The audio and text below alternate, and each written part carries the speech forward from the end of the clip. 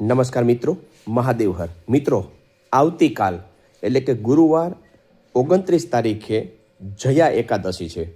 એકાદશીનો દિવસ શ્રી હરિ વિષ્ણુ ભગવાનને સમર્પિત છે.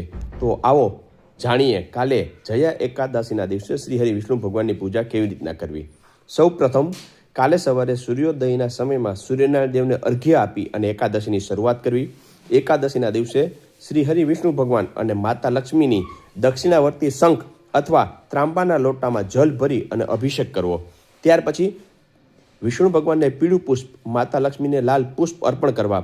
ભગવાનને ધૂપ દીપ અને ઘીનો દીપક જલાવો તથા ભગવાનને દાડમ અને કેળાનો પ્રસાદ ધરાવો. આ સાથે સાથે એકાદશીના દિવસે ચોખા રાંધવા નહીં કે ચોખા ભોજનમાં લેવા નહીં. એકાદશીના દિવસે ઓમ નમો ભગવતે વાસુદેવાય નમઃ, વિષ્ણુ સહસ્ત્ર નામાવલી, પુરુષ સૂક્તમના પાઠ અવશ્ય કરવા. સૌને એકાદશીના જય શ્રી કૃષ્ણ.